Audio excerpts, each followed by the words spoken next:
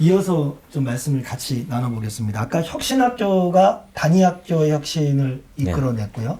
그다음에 말씀하신 것처럼 혁신교육지구와 마을교육공동체가 어린이 청소년 성장과 발달을 위해서 학교와 지역사회의 협력을 실천적으로 보여주는 중요한 사례였습니다.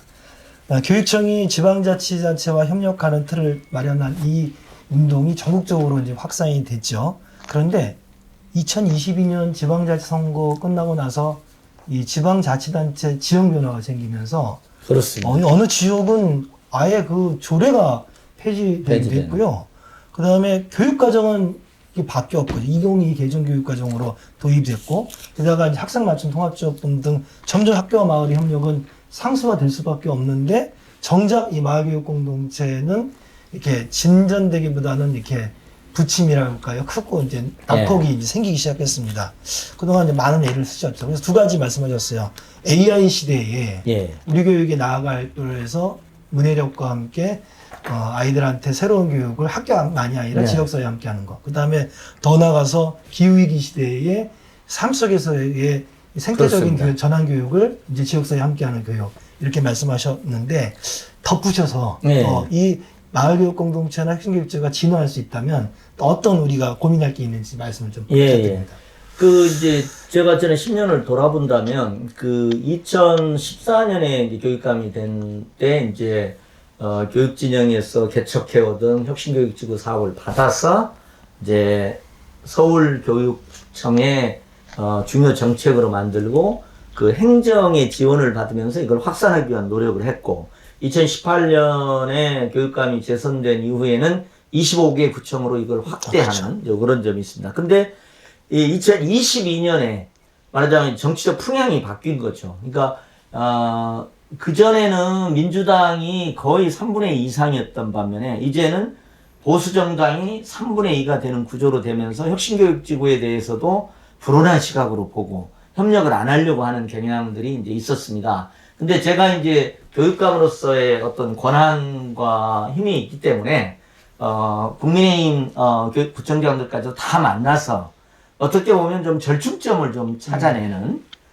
그런 노력들을 해서 말하자면 혁신교육지구를 그 자체로 유지하되 명칭은 뭐 예를 들면 미래교육지구라고 하자 이런 식의 어떤 중간 접점 찾기를 해서 그러나 이제 유지하려고 하는. 그런데 이제 문제는 보수적 구청장이 되다 보니까 아무래도 교육감과의 관계 속에서 그걸 유지는 하되 그 내용은 이제 상당히 말하자면 후퇴한 내용도 있었고 최소를 하는 경향도 솔직히 있었던 것도 이제 사실입니다.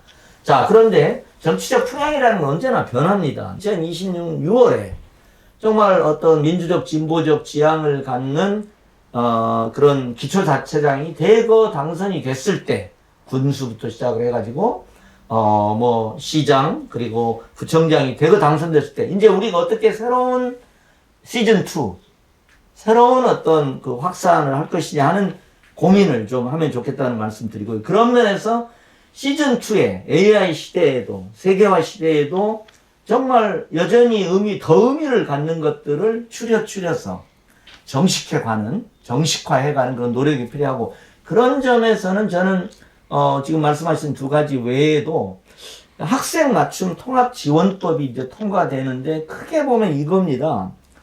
학생들에 대해서 어떤 그 파편화된 지원, 개별 정책 기반 지원이 아니라 이것이 그 어려운 학생의 정말 맞춤형으로 그리고 통합적으로 이게 작용할 수 있도록 만들자는 취지인 것 같고 그건 굉장히 중요한 것이라고 생각을 했습니다. 그래서 왜냐하면 이런 겁니다.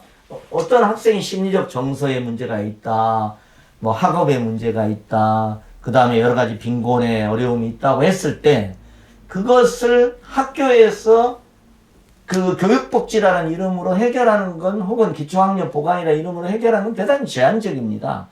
이 지점에서 진정으로 그 아이를 위한 마을과 학교의 협력과 혹은 그것을 가능케 하는 가버넌스를 더 확충하는 것이 이제 정말 중요해지는 거예요. 그러니까 제가 이제 10년 동안 하면서 참 그게 그 고민 지점이 많았어요. 이걸 어떻게 맞춤형인데 이 교육청에 있는 많은 직원들 혹은 뭐 시에 있는 직원들은 그냥 그 부분화된 사업의 집행자입니다. 결과의 통합적 효과에는 아무도 책임을 지지 않아요. 그냥 프로바이더가 된 것, 아니 교육복지, 일반자치 제공자입니다. 그래서 정말 저희가 마을에서 원래 옛날에 마을이 그런 거 아니겠습니까?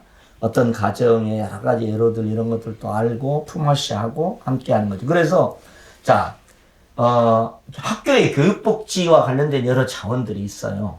그 다음에 지자체에 또 여러 가지 교육과 관련된 복지, 일반 복지의 지원체계가 있어요. 부모를 위한 것도 있고, 심지어는 부모와 자연의 관계 회복을 위한 지원도 있고, 뭐, 빈곤을 지원하는 여러 가지가 많이 있습니다. 그래서 정말 그런 것들을 연결시키는, 원래 혁신교육지구의 그 목표.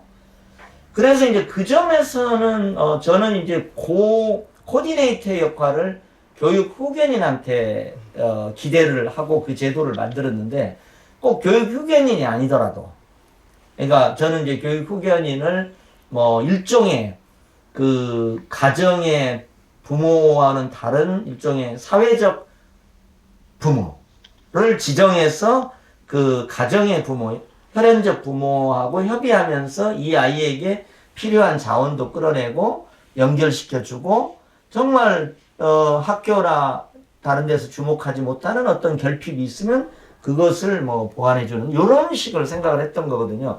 이게 아니더라도 저는 혁신교육 활동가들이 이게 시즌2의 모델링을 좀 하면 좋겠다. 네. 이렇게 생각을 합니다. 네. 그 말씀하신 내용을 정리해 보면은 혁신교육지와 마을교육 공동체 향후 가야 할 과제들은 첫 번째는 AI 시대의 전인적인 성장과 발달이라는 측면에서 학교와 지역사회에 협력해서 아이들의 인지발달, 학업 성취, 그다음에 문해력이라든지 또 총체적인 어떤 학습 능력을 어떻게 우리가 지원할 수 있는가에 대한 고민이 있는 거고, 두 번째는 무엇보다 중요한 거는 민주 시민으로 살아가기 위해서는 기후위기 시대의 생태적 삶, 그 다음에 공동체 함께 더불어 사는 삶의 가치들을 체득해야 되는데 학교 교육만으로 한계가 있지 않습니까? 그것을 어떻게 새롭게 혁신교육지구 마을교육 공동체 운동이 고민하고 실천할 건가. 그리고 세 번째 정말 중요한 얘기를 하셨는데 학생맞춤 통합지원법이 아니더라도 학교와 마을이 협력해서 아이들이 복지로부터 소외되지 않고 그렇죠. 한 사람 한 사람이 안전하고 건강하고 행복한 삶을 영위할 수 있도록 학교와 지역사회와 공동체는 어떤 역할을 할 것인가. 공동체적 삶을 살아본 경험이 있는 사람이 공동체적 정신을 갖잖아요. 그런 것들을 우리가 어떻게 할 것인가에 대해서 귀한 어떤 제안을 주신 것 같습니다. 네.